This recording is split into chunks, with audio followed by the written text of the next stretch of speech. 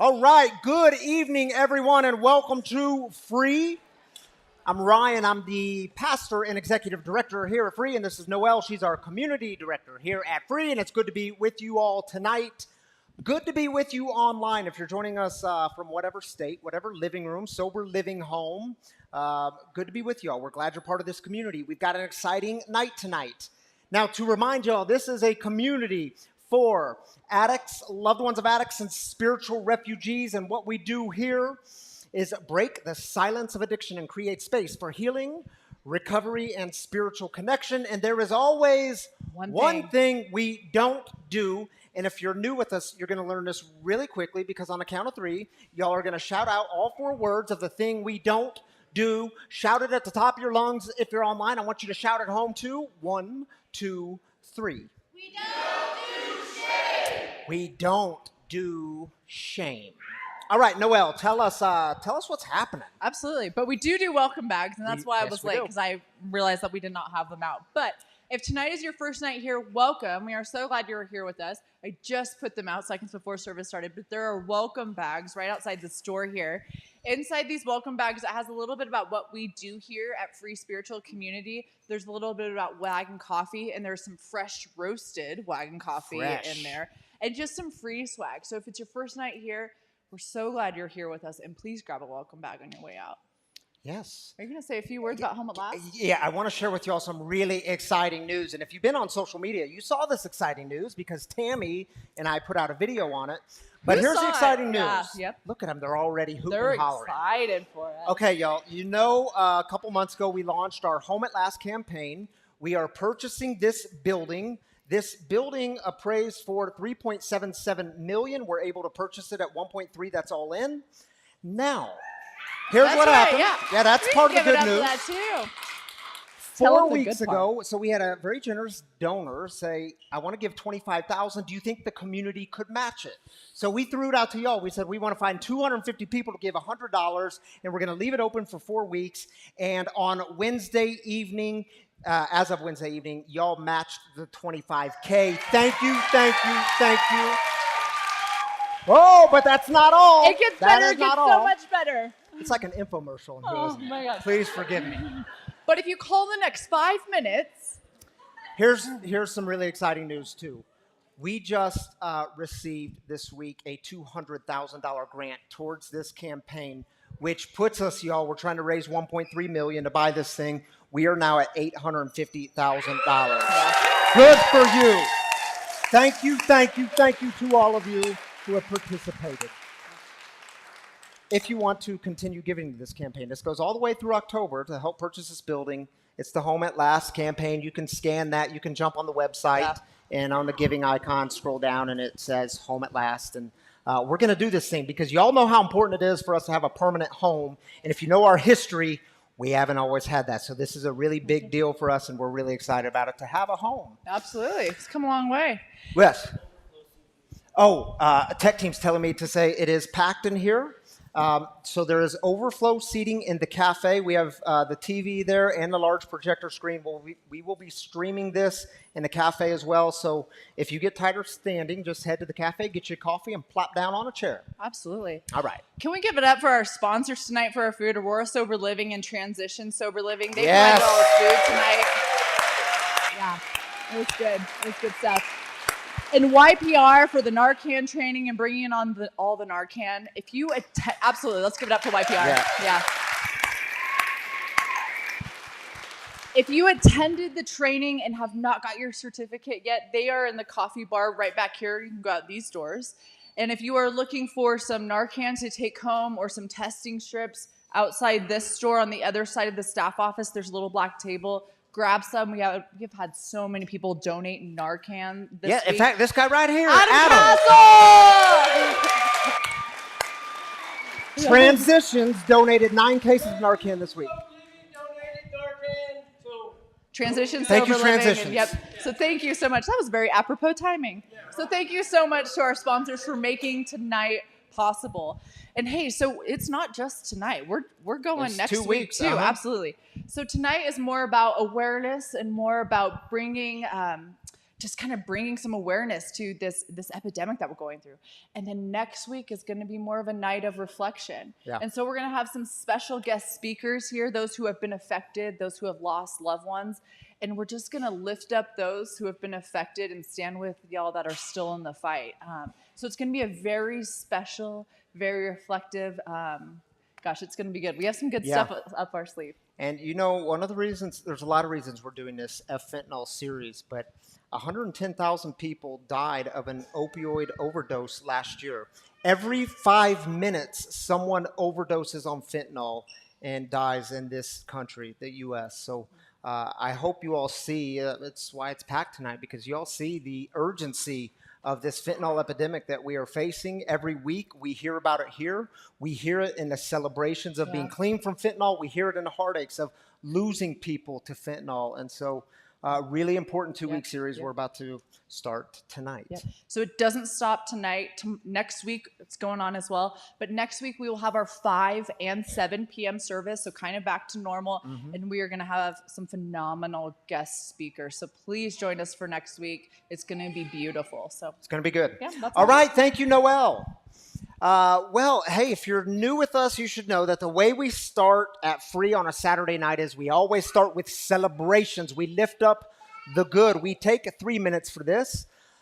Maybe you're celebrating a sobriety anniversary or a birthday or a new baby or a new home, new job, whatever it is, the new thing we want to celebrate with you. We believe that God joins with us in the celebrations.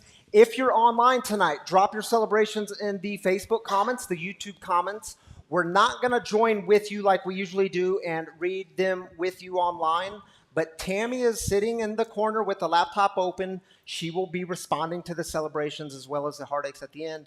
But let's take 3 minutes, raise your hand, and the Darrens will get you a mic. Darren on this side and Darren on that side. I'm Kaylin, I'm an addict, and I celebrated 20 months clean on Monday. And I decided to go back to school to be a certified addiction technician. All right, Kaylin. Congratulations. I'm Kai, and I have 155 days free of fentanyl. Way to go, Kai.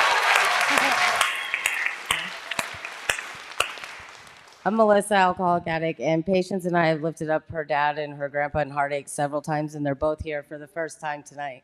Glad y'all are here. I'm Chris, and I want to lift up my brother Kevin, who I haven't seen in over a year and a half, and he's here for his first time tonight. We were reunited here. Beautiful, man. Congratulations.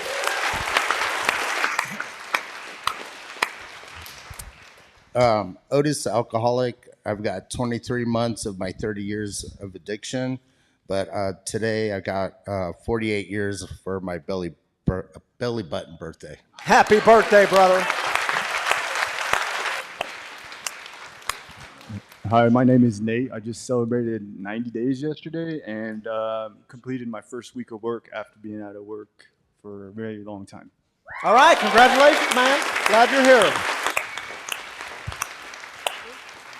Hi, my name's Sharon, and I want to celebrate my niece being sober 50 days today. All right. That's good stuff. Hi, my name is Kayla, and I'm celebrating 57 days clean. Kayla, way to go. My name is Adam. So 2 years and a day ago, my daughter died of a fentanyl overdose.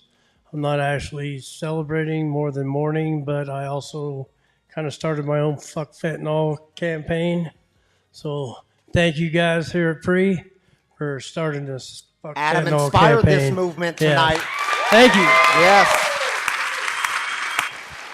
Glad you're here, brother.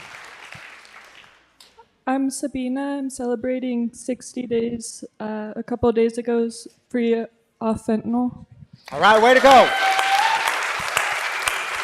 Glad you were here. Hey, I'm Sarah. I'm 72 days sober and feeling fantastic. Got into sober living and got a brand new job. All right. Congratulations. I'm Amber, and today is 47 days sober, and I started a new job this week, so thanks. Way to go, Amber. All right, we got time for one more. I'm I'm Sonia, and I'm an addict, and today I celebrate 100 days clean. 100 days clean. Way to go, Sonia. All right, one more. We got one more. I'm Brandon, and I'm celebrating that we have my daughter Bailey's friends, Hayes and Hannah, here for the first night, and they're freshmen in high school, so I'm excited for them to hear the message tonight. Yeah, glad y'all are here. One more. We got one more. I'm Dominic, and I'm celebrating moving into IOP as a part of my recovery program and 44 days sober today. All right, Dominic. And we actually do have one more because the lead of our tech team, Bobby, now you don't have to go back there. I'm just going to say, yesterday he hit the big, can I say it, Bobby? The big 4-0. Happy birthday, Bobby.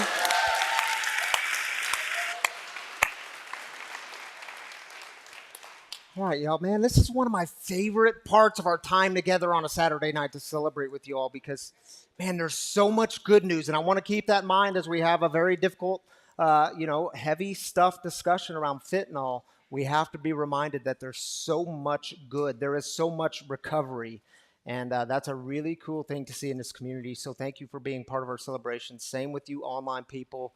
You're us, we're you, and we love y'all. All right, y'all, we are going to jump into why we're here tonight. We're going to have a beautiful panel discussion because we have the best 4 panelists in the house tonight. And I will say a word of introduction for them in just a moment, but take a look at this video first.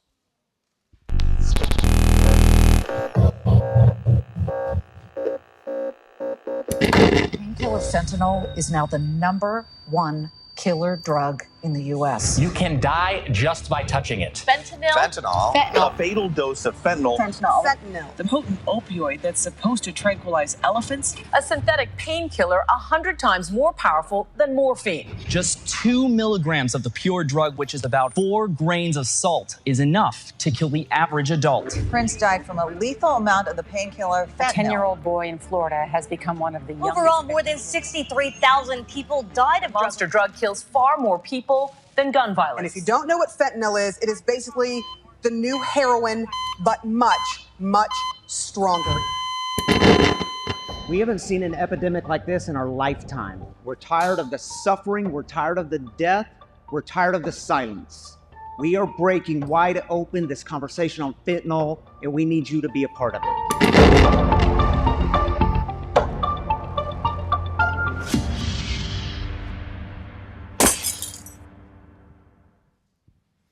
Man, it's so good to have y'all up here. We met in my office just, was that 2 weeks ago? 2 weeks ago. And if we can get them to shut up a little bit tonight, we can be done on time. But there was so much good conversation. We're going to keep it timely tonight because I do have my bell. So here's how we're going to do this.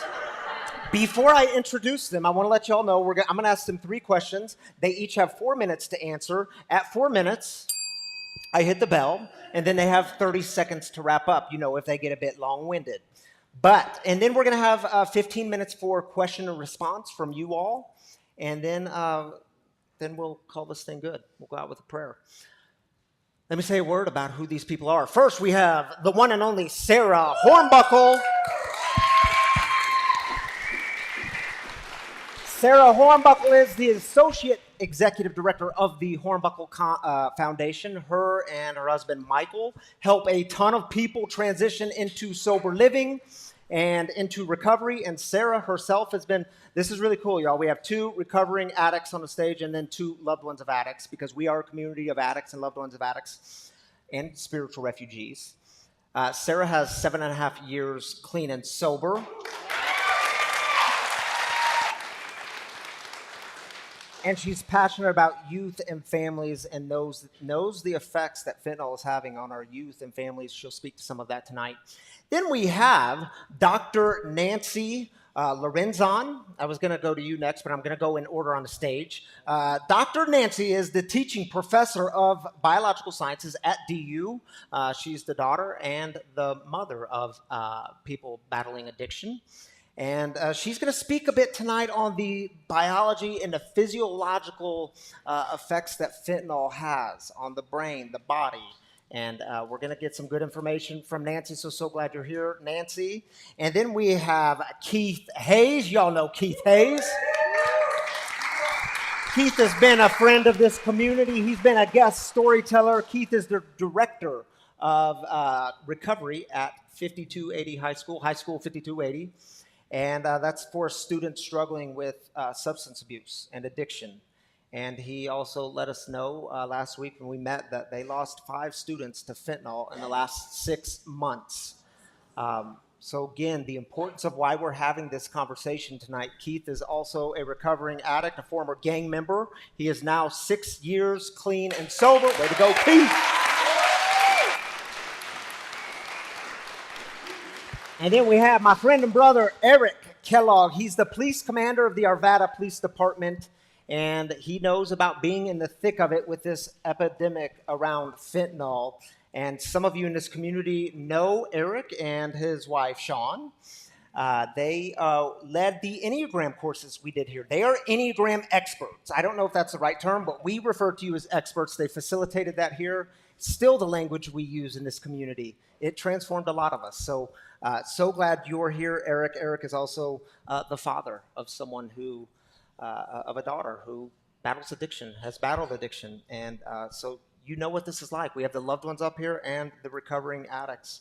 And I'm so grateful. I think we found the right people. Thank you for saying yes to this. And we will jump into things with the first question. And Eric, you actually get to answer this first, the question first. And I want to ask you, and you will each have 4 minutes to look, I sound all formal up here. You will each have 4 minutes to answer, but we got to be on time, you know. Yeah, this is a political debate. That's right. In your field or line of work, what trends are you seeing in this fentanyl epidemic? And what are the basics we need to know about? What are the things we need to be aware of? Use, the effects, overdose. So what trends are you seeing and what basics should we be aware of? And Eric, you go first. Well, I appreciate the invite. Thank you. And I appreciated the introductory video. And congrats to those of you that are celebrating some wonderful accomplishments and goals today. I really want to make sure that I tell you it's impressive. As the father of someone who struggles, I know it's not an easy task. I really do.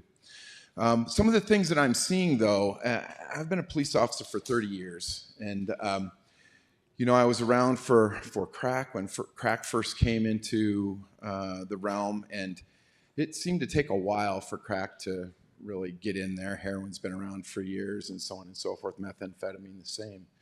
But fentanyl showed up one day, and man, it was like it had been there forever, and it's such a violent drug. My experience of it is, you touch it. I have officers that are in the hospital right now because they were exposed to fentanyl the other day. We are going all the time to calls of young men, young women who really had no clue. And that's the secret, right? Is you may go and you may buy some weed, you may buy some meth, you may buy this, that, or another thing. And whoever's selling it to you is sprinkling a little fentanyl in there to increase the addictive quality of what they're selling you. And it'll knock you down. You'll get addicted before you even intended to. And so those are some of the trends that we're seeing and trying to overcome and work through. So that's... Yeah, and Eric, maybe you have a word to say on this, but and any of the other panelists, someone was asking me the other day, you said they're sprinkling fentanyl in it, which we know is true. That sounds like a terrible business model. Why would you put something that's going to kill you in there? Do you have any response to that? Well, when we get the chance to interview these folks, they believe that it creates an addiction that is not easily overcome. It's very difficult to overcome. And one young lady said that I think she said she was 90 days clean. I just am so in awe of that. That is not an easy thing to accomplish. And So if you have to lose 110,000 people, so be it. You have more people in line. Is that the way they're looking at it? That's exactly the way they think of it, is my experience of them anyway. All right, thank you, Eric. We're just going to go down the line on this first question. Keith, what trends are you seeing and what things should we be aware of? Well, I think what I'm really seeing is our kids, young teenagers, 11, 12, 13 years old, getting addicted to fentanyl. I have students at my school who are on MAT services because of their fentanyl addiction, whether they're on Suboxone or some kind of substitute. So, I mean, you see these kids and they're just that, they're kids and they're truly addicted. They are stealing from their parents. They're stealing cars. They're doing whatever is necessary to be able to get a hold of fentanyl because they don't want to get dope sick. They don't want to go through the withdrawals. Yeah, that's the other thing about this drug too. When you stop taking it, the withdrawals can almost kill you, right? Things you need to look for if somebody is overdosing, right? You're gonna see very, very pierced tiny pupils. You're gonna see labored breathing. You're gonna see clammy skin, maybe even the skin turning a different color. It's a very nasty drug, and it's killing us. It's killing us through our kids, through adults, and it's just really sad right now. And we literally have Narcan at our school, and we keep it on deck just in case one of our kids has a situation. I have to have keys to get into our bathrooms just in case a kid is in there too long and we need to go into the bathroom to make sure that they're okay, just to be on the safe side. That is the world that we're living in today. And I've seen kids crying, not wanting to do the drug, but they just can't stop. They just don't know how. They may not have the resources to get the help that they're looking for. And it's different than heroin. This is a whole different animal that we're dealing with right now. Yeah, I was telling them last week, when we started Free back in 2018, so just 5 years ago in our backyard, we heard a lot about heroin. I mean, in fact, every week here we were hearing about heroin. And I can't tell you the last time we heard about heroin in here, which I remind y'all is not an excuse to go pick up heroin. But it's always fentanyl now. Keith, with your students, is there a fear around fentanyl when you have these conversations? Are they scared of it, or is this teenagers? No, they don't. Even though they're losing people that they know, they see it happening.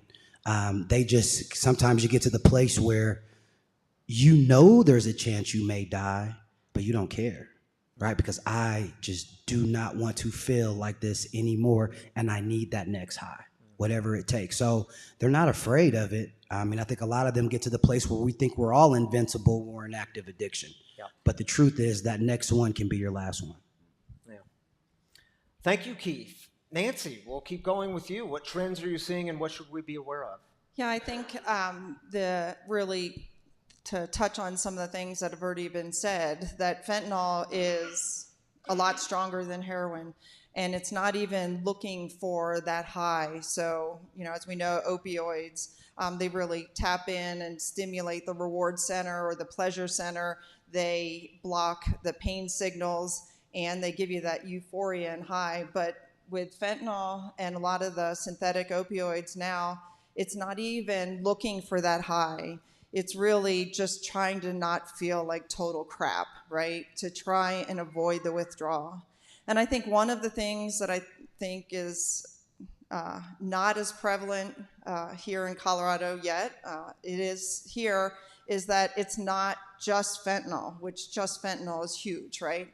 It's fentanyl mixed with xylazine, which is a tranquilizer. So you probably, if you were here earlier, heard about trank and trank dope and zombie drug and Philly dope. And in Philadelphia, as we saw earlier, more than 90% of the drugs tested have xylazine in it. It's fentanyl is being put in everything, but so is xylazine.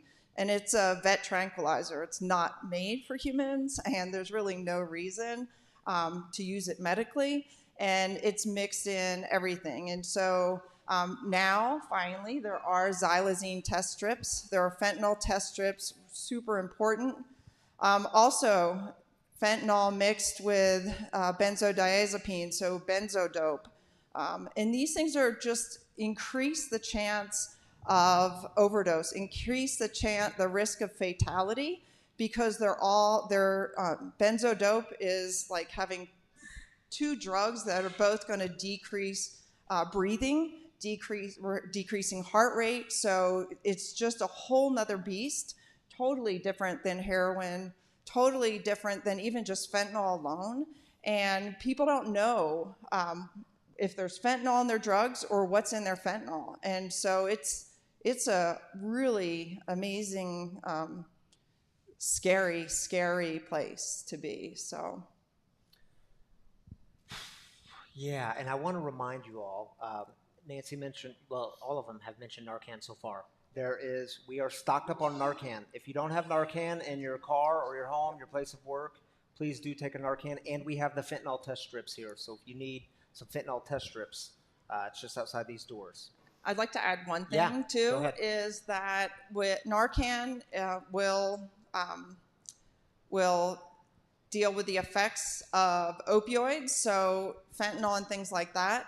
However, just be sure that you keep an eye on the person, because the Narcan, naloxone, that it doesn't touch xylazine. It doesn't affect the benzodiazepines, and that's why it's really scary having all these mixes, is that, yeah, we have Narcan, which is great, and literally everyone should carry it.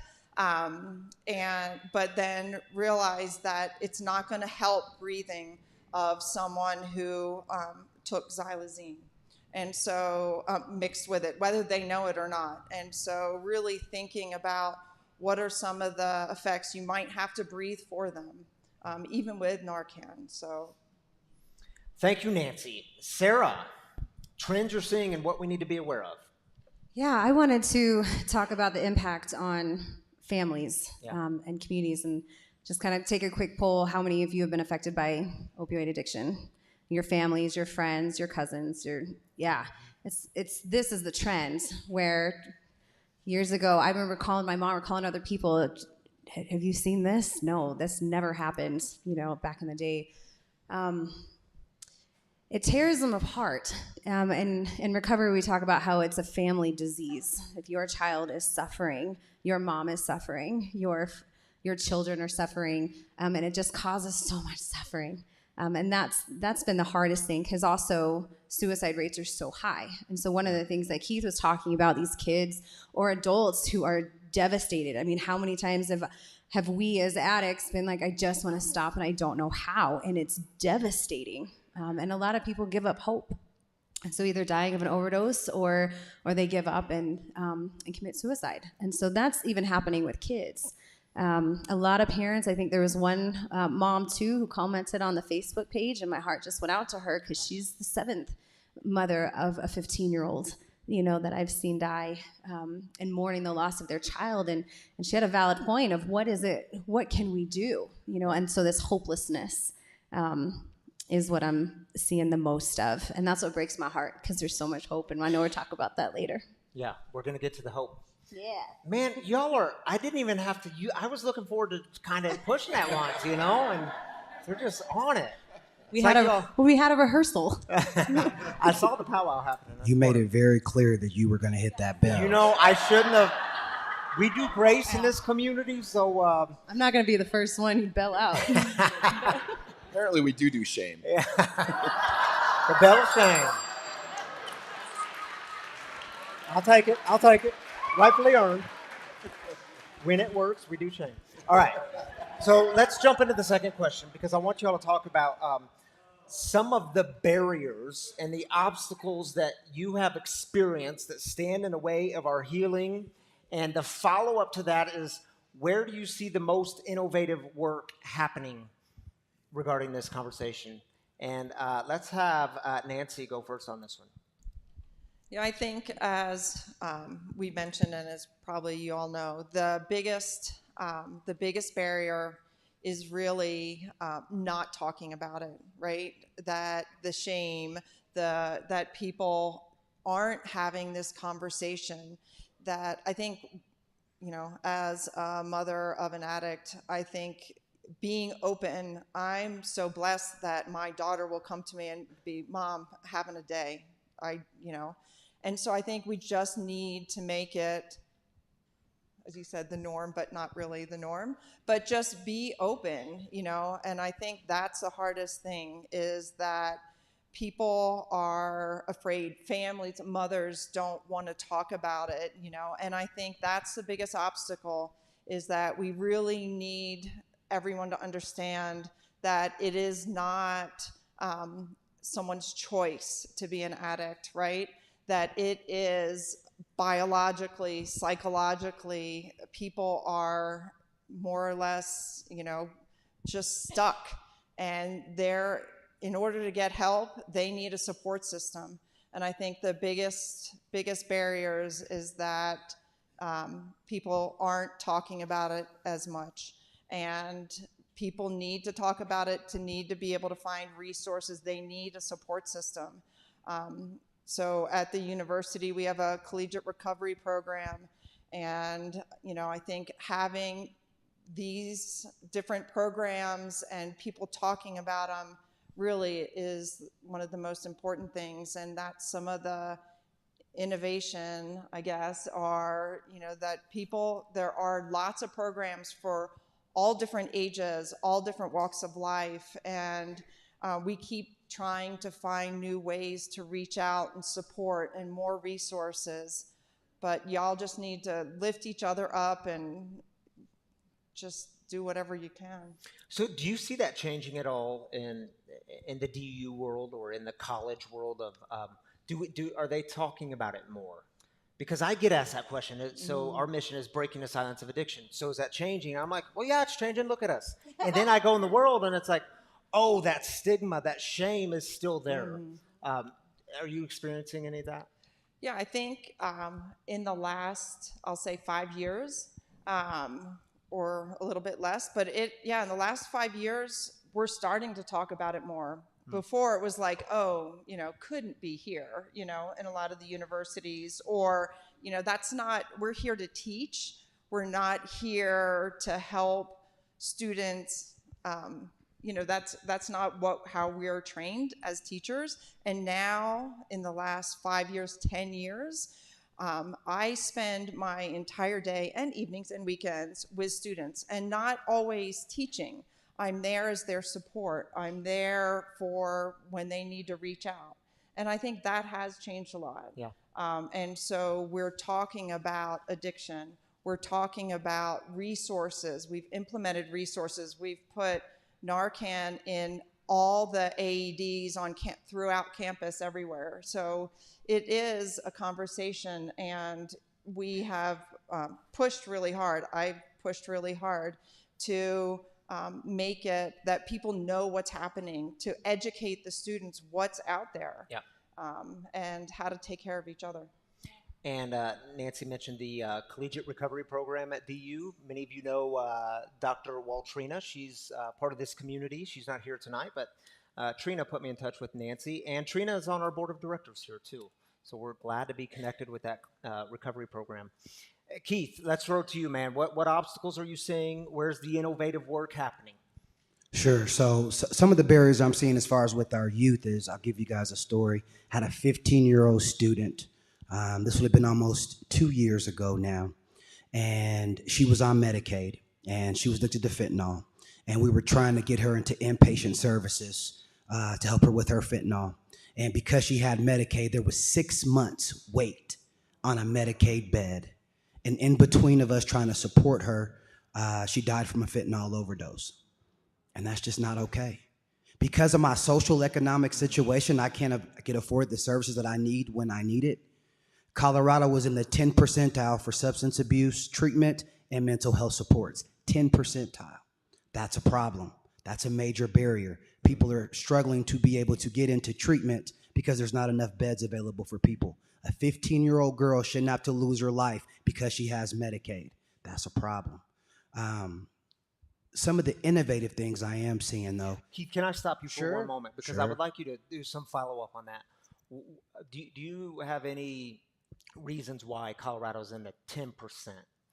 I don't know all can the you answers. Speak to that a little bit I just know they need to fix it, right? There's a lot, Point taken. there's a lot of opiate money that is coming in, and I'm hoping that they use those monies wisely and put them in the right people's hands where we can actually make some change. But it's sad. And we have one of the worst opiate addiction crises in the United States. Yeah, I know. I know. So it's a problem, and I really hope that it gets addressed, and I'm gonna keep fighting, and that's what it takes. Going to the Capitol, letting our voices being heard, and talking about those things with the legislatures, with the people who can make some of these decisions and make some things happen, and it's critical to the mission. Some of the innovative things. The disease of addiction is the only disease that can be put into remission with peer-to-peer support, and we're really seeing our peers. Shout out to all my peers in the building. Yeah. Get licensed, get credentialed, get your peer support specialist, get that certification, get out here in the trenches and continue to support people who are struggling. But we are seeing a heavy movement with the peers right now. The peers are helping a lot of people and helping them recreate their lives, and it's giving a lot of people hope. So shout out to everybody here who is doing peer support. It's awesome. It's awesome. Hey, raise your hand if you are in peer support, if you're a peer recovery coach, peer support in any way. Shout out my peers. Yeah, look Shout at out that. my peers. Good for you all. I just heard something pretty cool today. They are about to roll out Narcan vending machines. Yeah. That's innovative right there. That's innovative. I've also had the blessing to be a part of a street team. And a street team is somebody who goes out into the community, into the trenches where homeless camps are and where people are at, and giving them brochures, letting them know, hey, we have recovered. You can recover too. Let's try to help you get you in treatment. But it's going to take people in recovery going out into the community and giving people hope, giving them resources and letting them know you can get off of this. You can kick this. We do it together. We're one community, and we need more street teams out here actually in the trenches, pounding the pavement, talking to people who are struggling and helping them get the supports that they need. Good word, man. Thank you, Keith. This panel does not lack passion. Is it true? Sarah, tell us some of the obstacles and some of the innovative work you're coming across. Well, you stole both of my answers, so I'm going to change it up. So some of the barriers or obstacles, it is treatment. It is medical detox. So when you are on fentanyl and need to get off, it's not a social detox situation for people. You literally feel like you're dying. And you would, like you were talking about, you would do anything, to get that next fix, screw over your whole family for that. And so there's just not enough. And we're years behind several other states. And that's difficult. Another barrier is a lack of knowledge about the truth of addiction for family members, where they're just they don't understand it. And being able to be okay with that. Yes, you are never going to understand what it's like to be a fentanyl addict if you've never been a fentanyl addict. That's why the peer support is so powerful. But you can provide support. You can do everything to learn. And the innovative part of that is there's so much research. I mean, you Google, you can watch videos, you can come here. Like, there's so much education. And I don't know if people are tired, or just like, oh, I can't do this anymore. But learning about addiction, everybody needs to learn about addiction and recovery. There's so many resources. Yeah. Do you have when you talk with families about this, how does that conversation go? I think that would be fascinating to hear. And I know it's all over the board. Yeah. But what are, going back to the first question, what are some trends you see with that conversation that you have with families?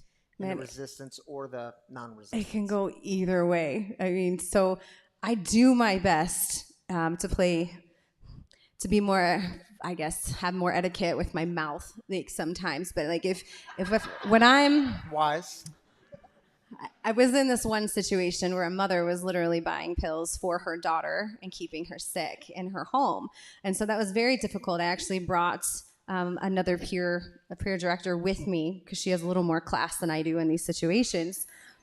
And I just looked at her and said, "You are your daughter's drug dealer." It didn't go well, but that was the truth. And we ended up, it took some time, and there's other families that are just like so desperate and grateful. I will tell you that we run a foundation, and our highest donors are people who have lost their children to overdose. Yeah. Those are the ones, and that they're passionate about helping that next family. So the cool thing that we can do is connect the families whose kid is still suffering and the one who has passed, and being able to do it that way. I did want to say one more thing about innovative. So this past week, I don't know if you've seen the Opioid Abatement Council for Colorado met in Montrose. Our Attorney General, Phil Weiser, is amazing. I heard him speak at an event a couple months ago, and I mean, my mouth was open for the whole time because he actually got it. He got the addiction, he got the peer support, he was like understanding what needs to happen, and it gave me so much hope. And so he was down there this whole week with all the opioid settlement funds that are coming in. The cool thing that they did this time is instead of just being like, here, everybody just apply and see what happens, they asked peer support to come in and advise them. It was a commitment, but regions all over the state are getting advice from lived experience in order to spend this money wisely and not just throw it away. Yeah, good stuff. Thank you, Sarah. Eric, obstacles. So the question is, what barriers and obstacles stand in the way of healing, and where do you see the most innovative work being done? Right. So from a law enforcement perspective, some of the great obstacles is really not understanding the process of addiction, not getting it, not understanding that you show up and you arrest somebody who's in possession of, and they're going to jail is really not going to impact their future in any other way than making it more difficult for them to get a job and to figure out where they're going. But more importantly, to increase what we talked about earlier is this veil of shame that seems to be present when you get into that scenario. I think we're doing some great work, however. I mean, I think we can see and find a lot of hope just in this conversation here. We can see and find immense amounts of hope in Free. Let's give it up for Free for a minute. Yeah. The hope that we find in 4 people from 4 different parts of this environment coming together, talking in a room last week and recognizing, holy cow, there are some things I can do to help these folks out, and they in turn can help me out. Yeah. Let's get on the same page. Let's move this forward. Let's get some work done. Yeah. He means that. Yeah. Thank Yeah, you. apparently it's already happened. This week, when yeah. I learned what she was educating me on, and I was so appreciative of you sharing those things, and you as well, my friend. We made some changes right away. Wow. Right away. So those are some of the innovations. But I think additionally, the state, we have identified that we have some work to do when we talk about mental health and addiction issues and those types of things. However, we're taking steps. So, for example, we have initiated a co-responder program in many of the police departments all over, in pretty much all of the cities of Denver, in the Denver metro region. And if you're too small to have your own co-responder, we have IGAs and MOUs assigned and associated and set up with. What's an IGA? An intergovernmental agreement, so that if you're a small department, you can call upon your neighbors to send their co-responders out to do some of that work. We've worked to put co-responders into our fire departments. And so we have massive, well, I'm not going to say massive, but we have large-scale coverage for these types of events and issues. Because one of the things, and I'm, you guys may please feel free to correct me, but one of the things I see is we can make some really great strides early on, but it's that long-term support that needs to be there, that needs to be present. And so part of what our co-responders do is they do maintain this long-term relationship. And that's what it is. It's a relationship. It's not just here's some paperwork and here's some resources for you. I'm going to actually partner with you. We're going to work through all of this, and we're going to walk you through how you get to where you need to go to figure this out, because there's just a lot of information out there, and it's just really hard to understand.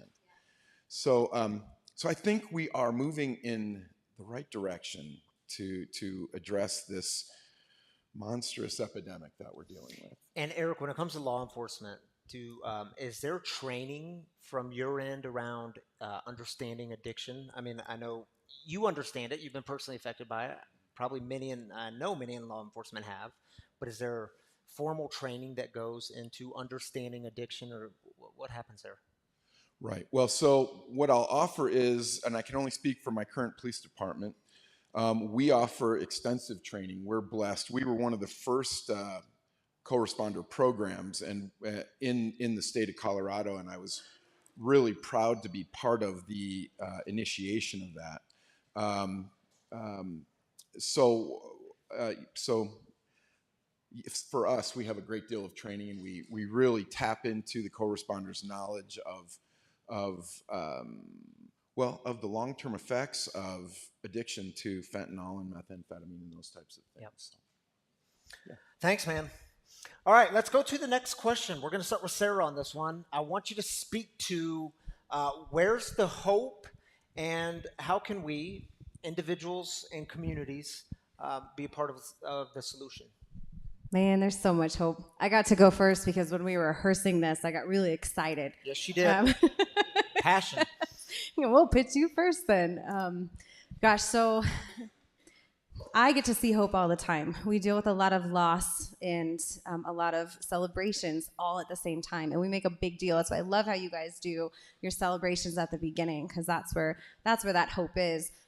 When I get to come do things like this, or come see and support other organizations, I love the connection that organizations from detox, sober living, treatment centers, and you talked about the relationship, and that's so important. So that's also a good trend that's been happening, I think, over the last 5 years, of people.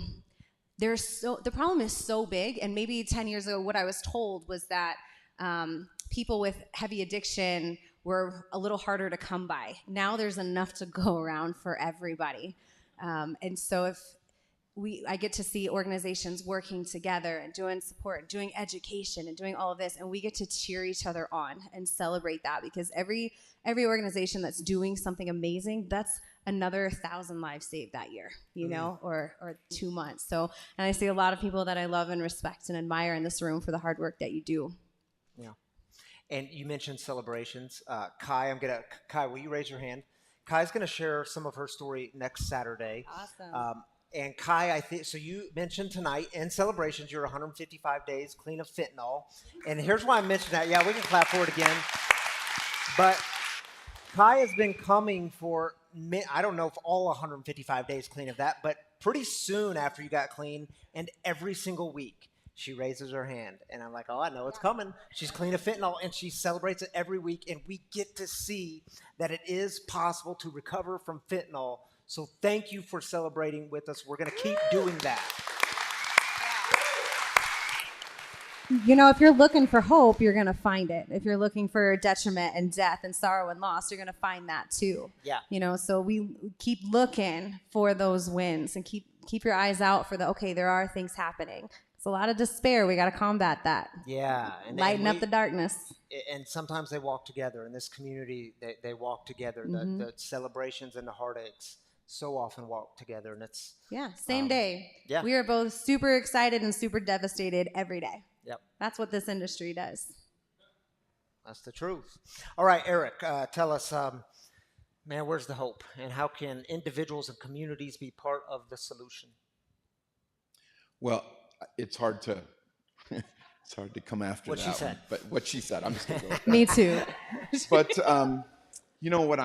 where I find my hope is just when I and I've said it before, when I see groups coming together and kind of overcoming this veil of silence that seem to forever coexist with addiction. I'm remarkably. I just think the fact that we have 4 people from 4 different disciplines talking on the same stage about this.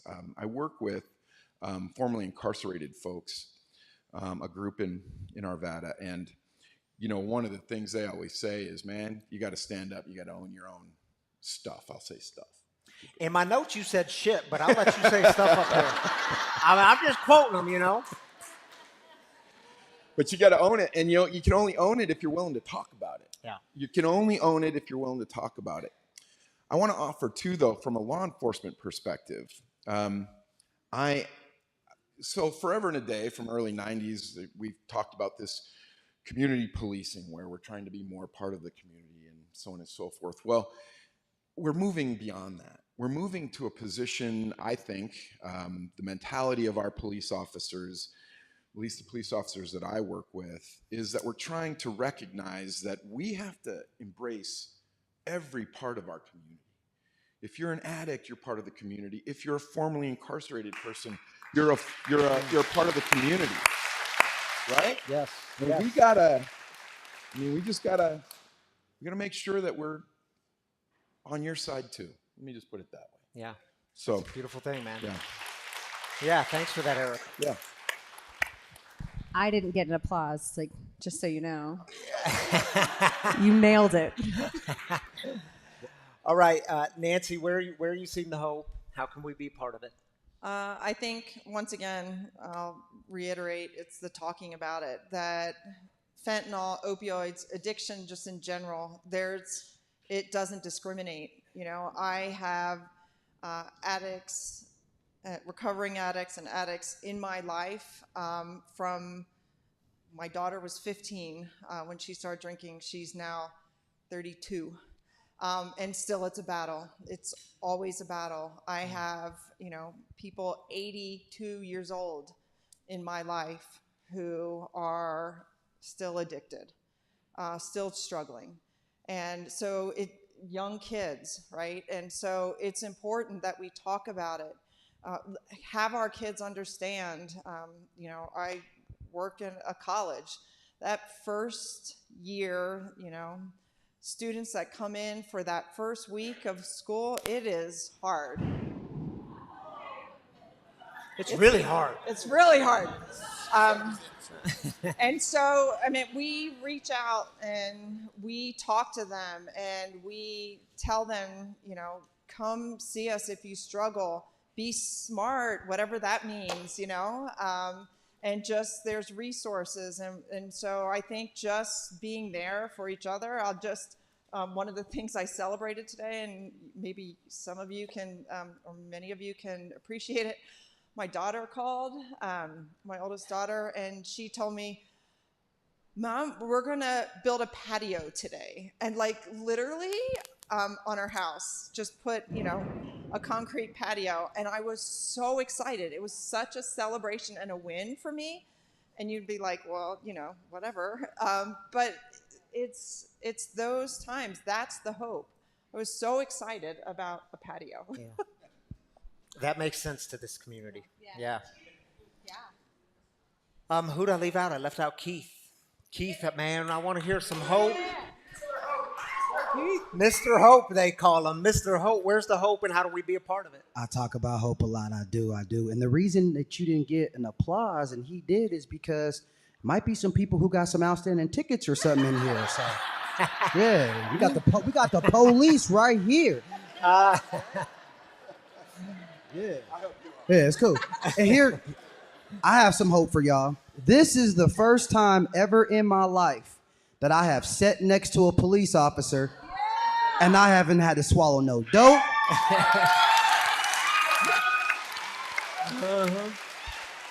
I'm not in handcuffs.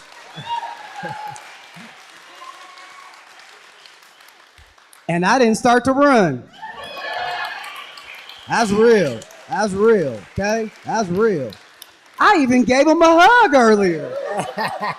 First police officer I have ever hugged in my life. But, man, there's so much hope. There's so much hope in this room. We are sitting in a church where the pastor made F-Fentanyl t-shirts.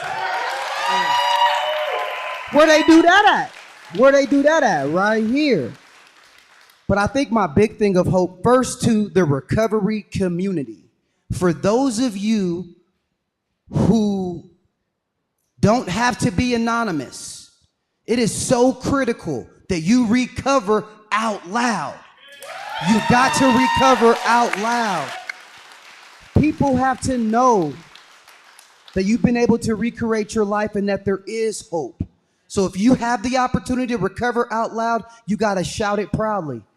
Like my wristband says, we are going to break the silence of addiction. For those who are not in recovery, everybody has a lane that they can play, that they can be involved in. There is so much you can do as far as lobbying. There is so much you can do. If you're wealthy, you can donate to these organizations who are doing the real work in helping people. If you want to get out here and hand out fentanyl test strips, if you want to hand out Narcan, there is so many different ways to get involved into this fight, because it's a fight. All of us have to be standing together and fighting. If we just sit back, we will continue to die one day at a time. So it's all hands on deck. Everybody has a part to play in helping this. Whether you're out there in the streets helping, whether you're helping behind the scenes, there's something that everybody here can do to help fight this. We're in the fight of our lives, y'all. It's a real life war out here. It's a real life war. You know, it's time for us to put our armor on and strap up and get out here and get busy. We got to get busy. Thank you, Keith.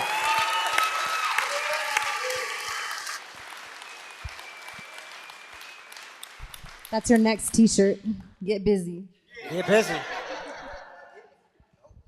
Get busy and F-Fentanyl, right? Yeah, I like that. Man, we should have put that on the back of the t-shirts, dude. Oh, and I just want to throw this out there real quick. I was talking with somebody before we came up here, okay? And they said that Rev Ryan doesn't cuss. Y'all just heard him cuss. I got it on record. Come on, man. Yeah.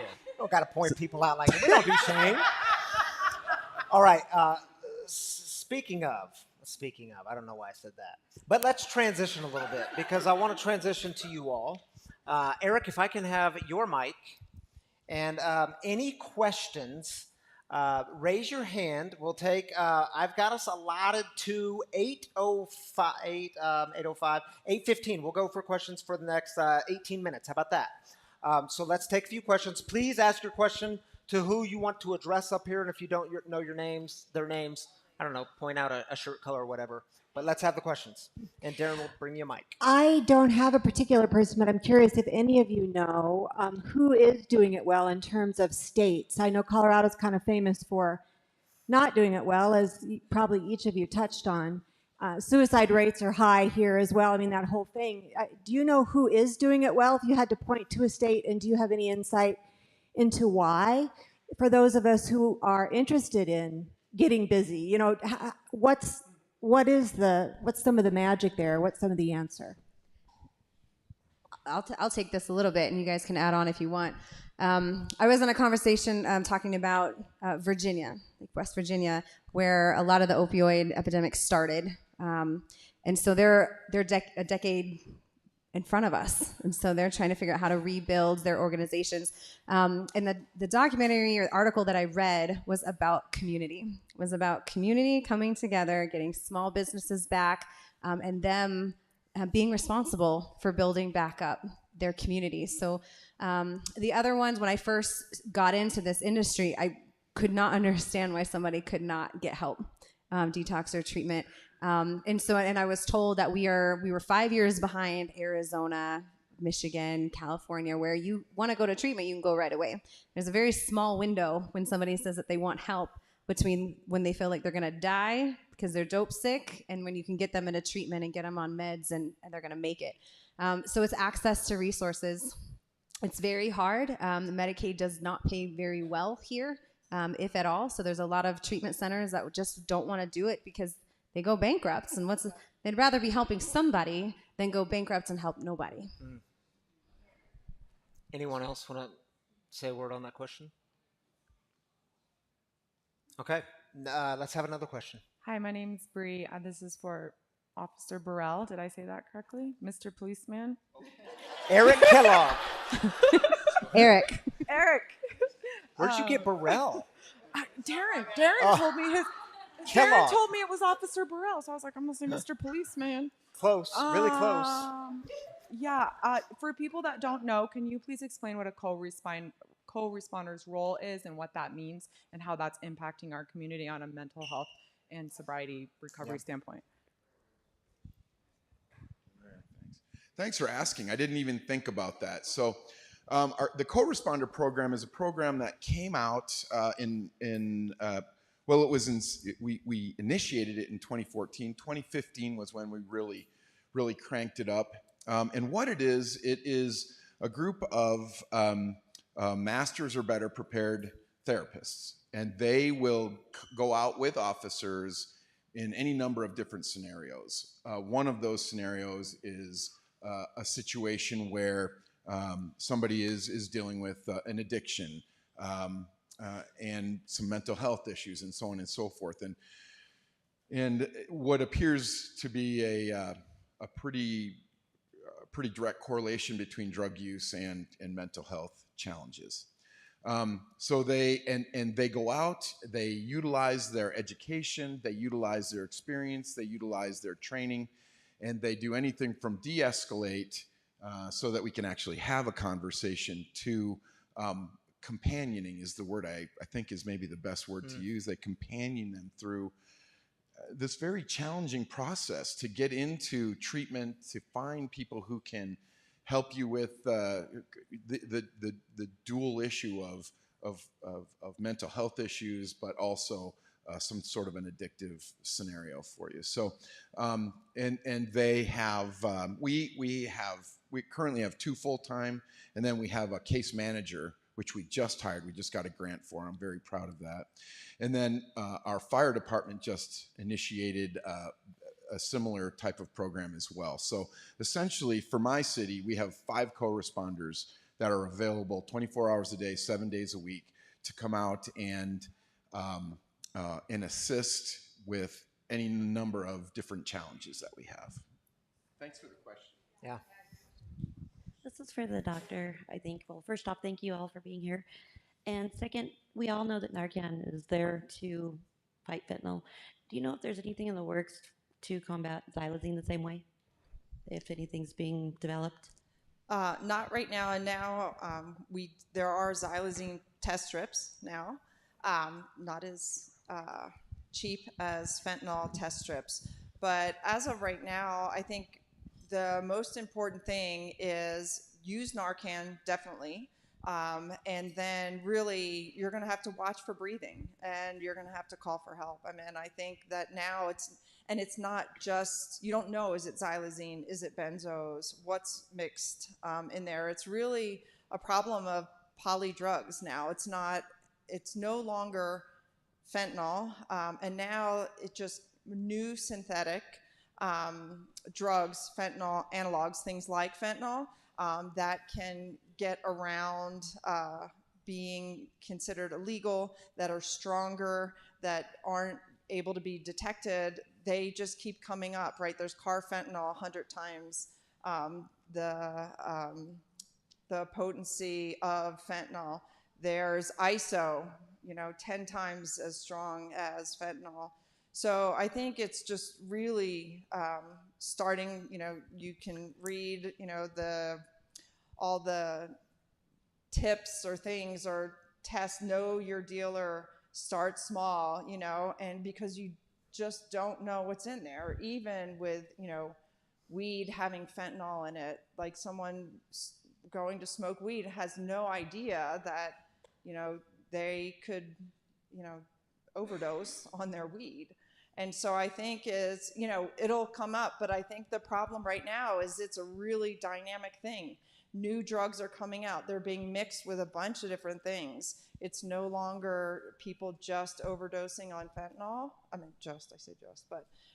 that's what makes it really hard. So just hoping to, have more test strips, educate people, and I think that is the important thing. Can I just say really quick, in vape pens too. So we had a teenager that overdosed, thought he was hitting a vape pen, and it had fentanyl in it, and he overdosed very quickly. Luckily, his mom had Narcan, saved her son's life, but it was really scary. Another question? Yeah. Yes, Paul. At the beginning, you mentioned assisting in resuscitation, and I did hear there were some devices out there, a one-way breathing kind of device, but I think we're all going to be faced with situations going forward where we would want to help. If we do not have one of those devices, knowing that fentanyl is, for lack of a better word, contagious to a high degree, how do we safely, for our own selves, assist in a resuscitation situation? Very good question, Dr. Nancy. Not touching that one. Yeah, me either. And I think that was, the thing is to be aware. It used to be Narcan, right? Narcan was the thing that was important. So I think it's Narcan like 911, right? It's not safe, even like Eric was saying, his police officers are in the hospital. And so I think it is, to be aware and to stay with someone, not, give them a hit of Narcan and walk away, right? So call for help, call for that backup that has the resources. Yeah, and go pick up some of the test strips and all the other resources out here. And if you need them, there's, you can even Google and find test strips for free and things at different organizations. So, What are your officers instructed to do? Has that ever come up? We actually go through a pretty extensive how to resuscitate Narcan use and those types of things. We're lucky enough to have a very responsive fire department, a paramedic group, and exceptionally gifted individuals.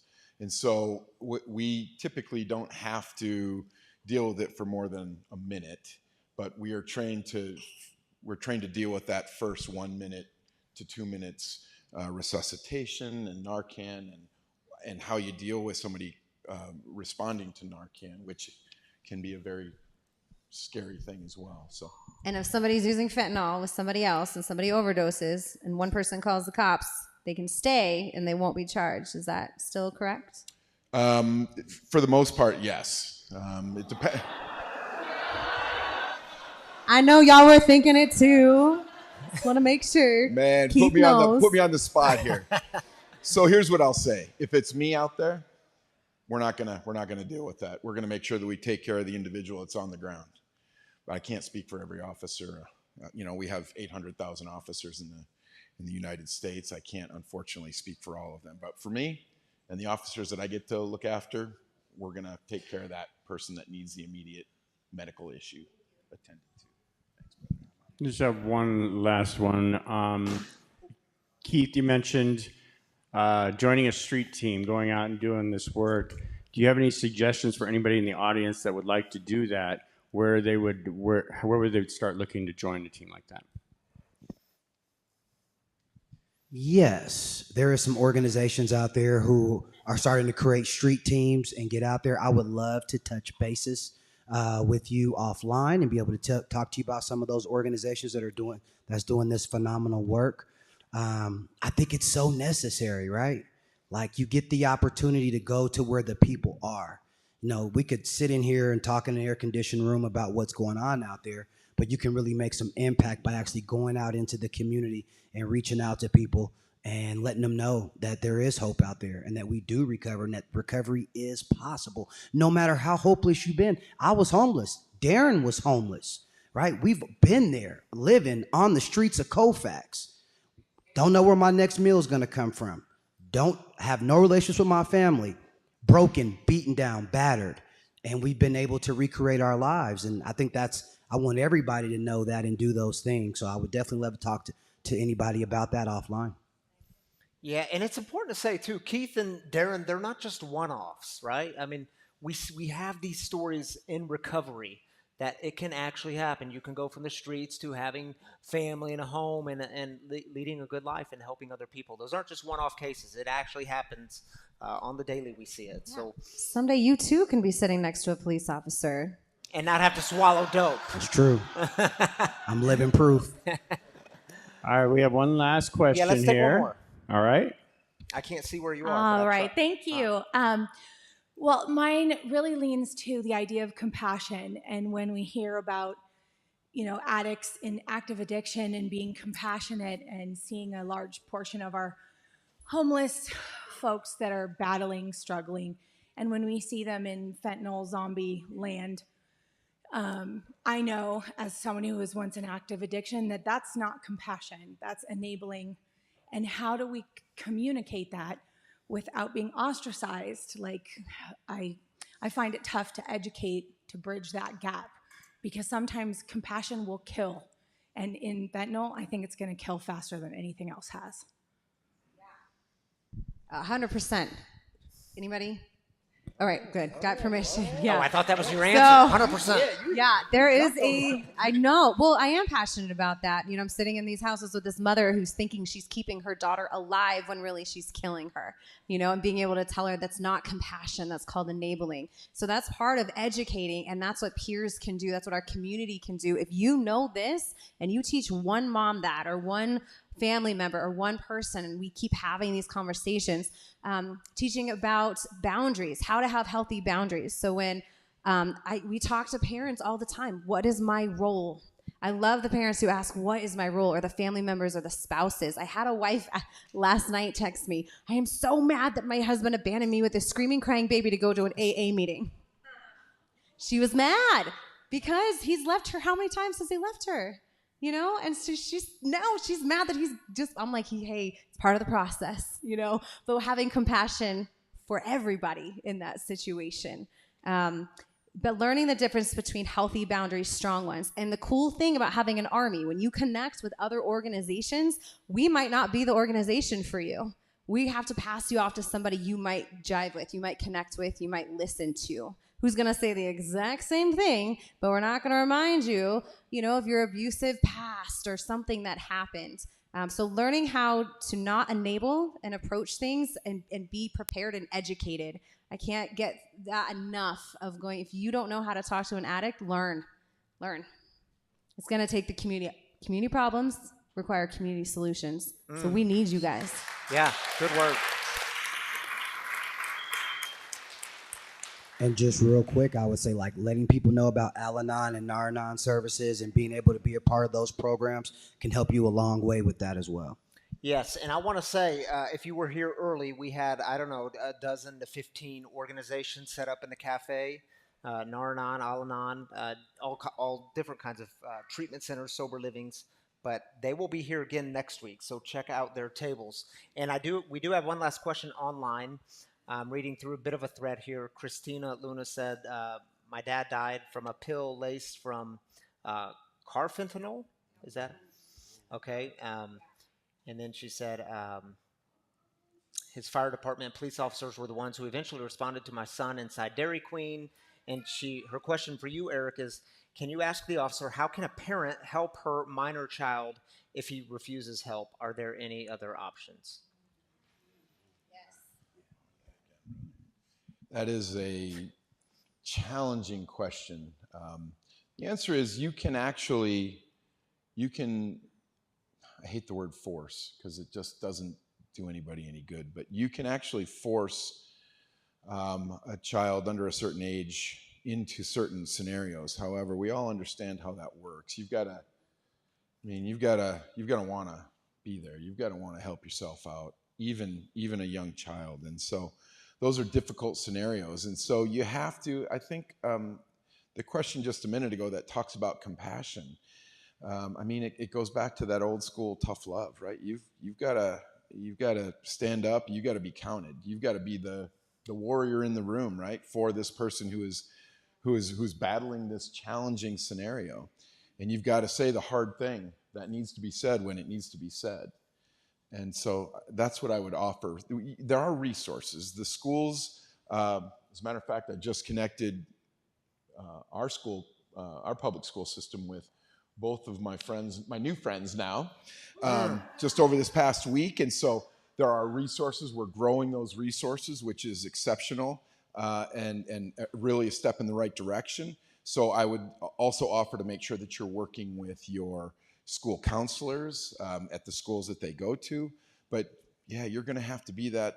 You're going to have to be that one that says the hard thing and gets them in the door to have that conversation. I wish I had a better answer. It's a very difficult scenario to have to deal with. Yeah. Well, Christina, I'm glad you're here, part of the community, and tuning in tonight, and hope that helps. And I realize there may be some other questions online. We're going to pause it there. I want to give you each 60 seconds to give us your closing remarks and I told you all, and I meant this, like, don't be afraid to push your thing. The Hornbuckle Foundation helps a ton of people. So push that resource. It's a great resource out there. Same with 5280 High School, Keith. I mean, we got to know about that here because it's helping a ton of people who need it most. So let's start with Keith with closing remarks. Keith, give us 1 minute. Okay, you guys heard it. I have a police officer as a friend. Recovery is possible. Yes. Won't God do it? But I mean, just to everybody that's out there listening online, to everybody here, we can win. We can win. And it's about being willing to do whatever it takes. When I was in active addiction, I would do whatever I needed to do to get that next high or to get that next drink. Whatever it takes. I would do whatever it takes. I don't care if I had to sit in the Walmart parking lot, right, for 3 hours on my dealer to pull up. I'm going to sit in the Walmart parking lot. And you have to bring that same energy that we took into active addiction into how we help others today, into our recovery today.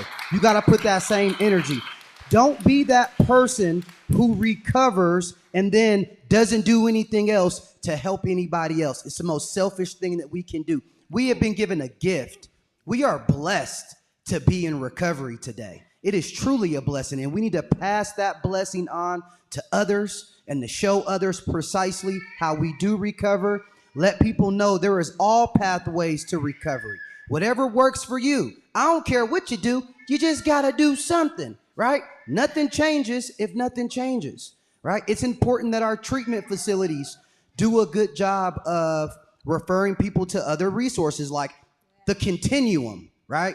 I go to a 45-day or a 30-day inpatient treatment, and maybe I don't need to give you 3 flyers for the next thing. Maybe I should already know what's going to be best for you probably and say, no, this is the one that you need. This is going to get you where you need to go, right? We got to set people up for success as they transition from treatment so they can put together long-term recovery. I think that's important, but I just want to just give a lot of hope and a lot of gratitude to all you guys here. Everybody here is doing their part in whichever way that they can. Shout out to Pastor Ryan.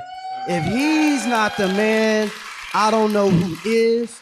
This is the most inclusive church that you will find. You will not be shamed. You will be loved on no matter your circumstances, no matter your social economic situation, no matter your color, no matter any of that. He's going to love on you maybe until you can love yourself. And not every church is like that. I can tell you that from experience. So we have a great recovery community here, and we just got to continue to push forth this mission of helping others recover and showing up in any capacity that we can. And I love all you guys, and Pastor Ryan, thank you for having us today. Thank you, Keith.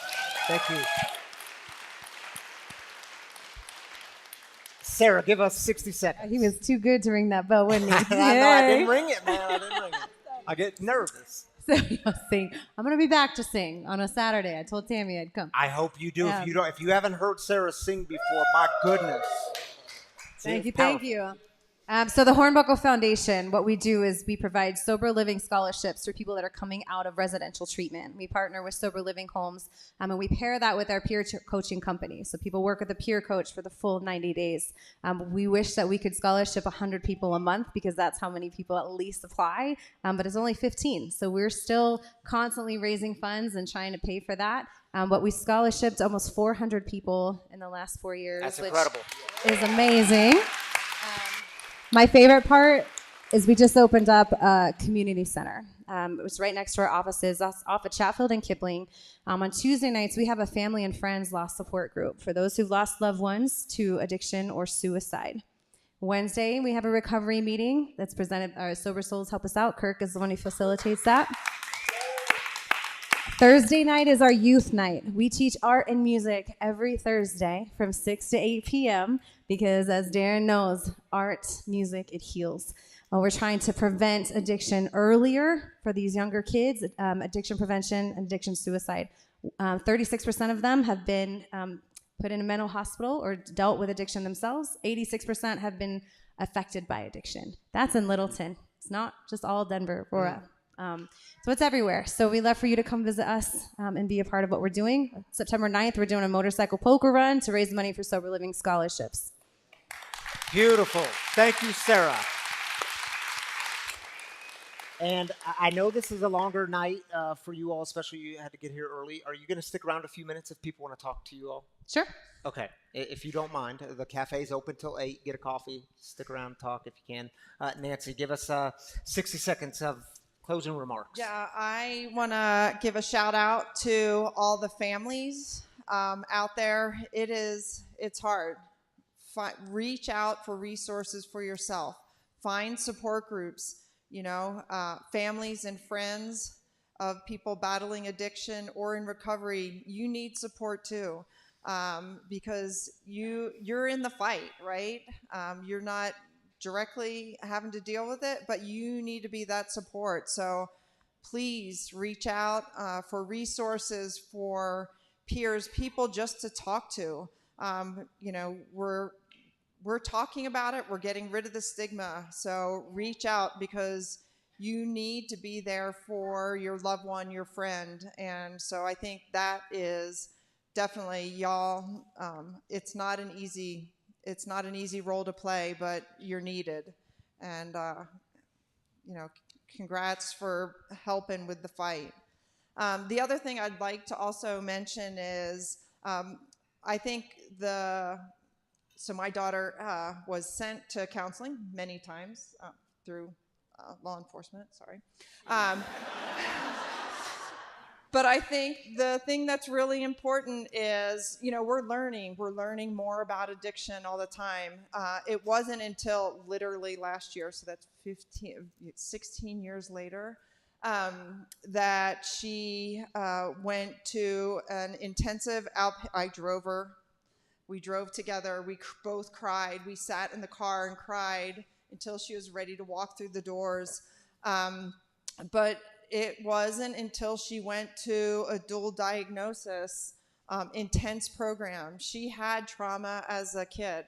And so it wasn't just the drinking. It wasn't just the addiction, that they really needed to dive deep.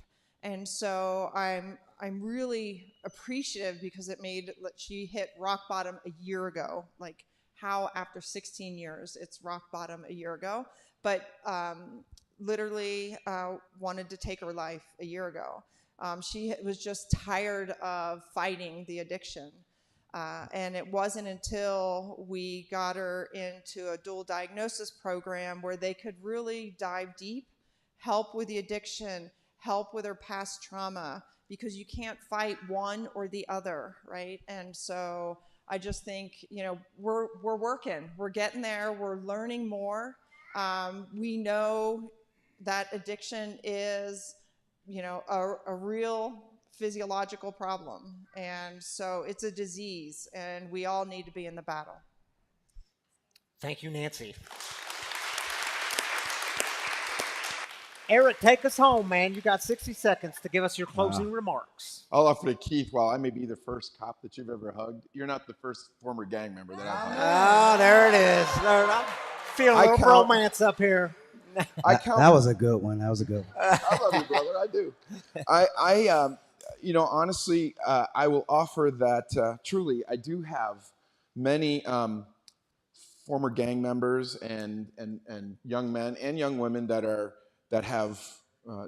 in recovery and are celebrating years of sobriety, and I'm very proud of that. To say those young men, I came across them when they were just getting out of the gangs, just getting away from the dope and all of those difficult things. And if I could bring, there's one guy I stay in contact with even now. He's a truck driver in Michigan, has 3 kids and a wife. He's been married for 30 years. And so I'm proud to say that I know this young man that is now an old man, because he was heading in a very challenging direction, a very difficult direction. And I think, and I would never speak for Brandon, but I think if I had the privilege of, I'll just repeat something he said to me probably 2 months ago. The fight is worth it. The fight is worth it. The other end of the battle is where you really get to enjoy this life that you've been blessed with. Yeah. So, and I would offer too, I was a police officer when I was doing some of that work with those young men, and not all police officers are out to do you wrong. There are some that have been on CNN and we've made some mistakes, and we'll own that. But for the most part, I mean, we're here. We raise our right hand and we do solemnly swear to serve the community that they serve, and we want to help. We want to be a resource to you. And so if you have those challenges, if you need a conversational partner, you can call us and we'll listen. I promise. That's all I got. Thanks, man. Let's give him a round of applause. Huh? Yes. Keith is going to say one more word. My bad, y'all. I forgot to plug the school. I'm tripping I out told you here. to I'm plug yourself, tripping. man. All right, so let me get this off real quick. So 5280 High School is a recovery high school here in Southwest Denver, Colorado. We are the largest recovery high school in the entire country. We serve about 110 kids. Thank you, guys. We serve about 110 kids that struggle with substance abuse. I have a lot of kids with long-term sobriety. I've seen a lot of kids recreate their lives and have a life now full of meaning and purpose. We do project-based learning in our school. We do peer-to-peer support where the students are supporting each other and their recovery. A lot of our students sponsor each other, so that's pretty awesome. I also run an after-school program for our students as well, where we do peer-based recovery and mental health supports. So if you have a teenager, a high schooler, no matter what city they live in the metro area, they can attend our school. Our school is free. It is a public charter school here in Denver, Colorado. And if you know somebody who is struggling, let me serve that student. I want to help them. It's my life's passion, and it needs to start with our youth. Thank you, guys. Thank you, Keith. Let's give him a round of applause. You guys can feel free to go back to your seats. Thank you so much for being here, all of you. I'm so glad you were with us tonight. And y'all, I think you all knew we were going to till 8:30 tonight because we need to do something very important, and that is closing with our heartaches. It's a very important part of our time together. We take 3 minutes for this, just like celebrations. We try to carry these burdens through the week, try to carry them on our own, and what we find out is we suck at carrying these burdens by ourselves. It's why we have community. It's why here we believe we have a God who hears the cries of the people. So we always close with heartaches to remind ourselves that we do this work together in community. So if you have a heartache, a burden you're carrying, just lift up your hand, give us the heartache. If you're online, again, put it into Facebook comments or YouTube comments. The Darren over here and Darren over here will pass around a mic. Just raise up your hand. Let's take 3 minutes. Hi, I'm Holly. My aunt of 82 in Denton, Texas is in the hospital, and I just need some prayers for her to get better. All right, Holly, lifting up your aunt. Thank you for I'm sharing Kaylin. I'm an addict.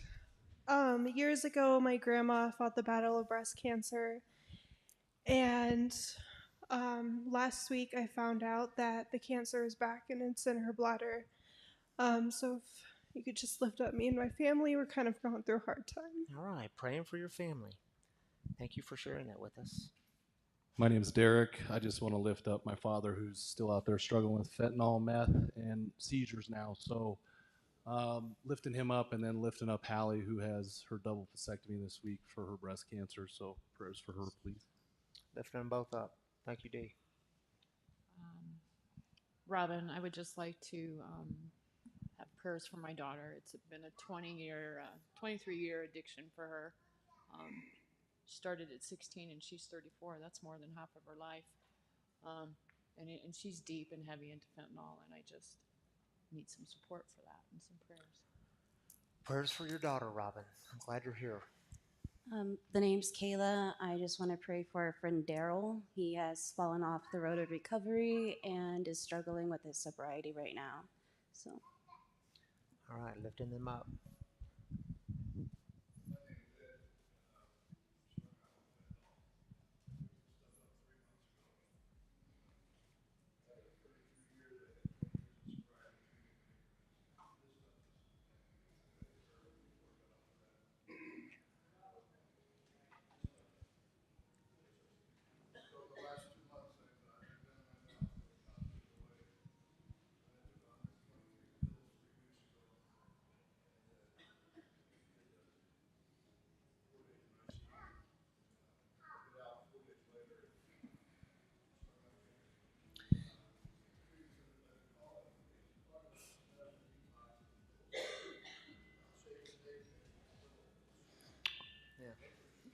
Thank you, brother. We're gonna go ahead Yeah, and I pray don't for think you. they can hear you without the mic, but we'll lift that up. Ed is struggling with fentanyl addiction. Absolutely. Glad you're here. Yeah, I'd like to just ask for prayers for the family of a gentleman who had just graduated a rehab out in Nashville and came out here to Colorado to be part of a sober living. He was here 3 days and passed away from medical complications, but he was sober and passed away today. All right, man. Prayers for that family. Prayers for you. Was there one more? That's it. All right. All right, y'all. It is 8:30, so I just want to remind you, if you call this place home, if you've been impacted by the mission of breaking the silence of addiction, if that mission speaks to you, I want to let you know that we are funded by you, the people.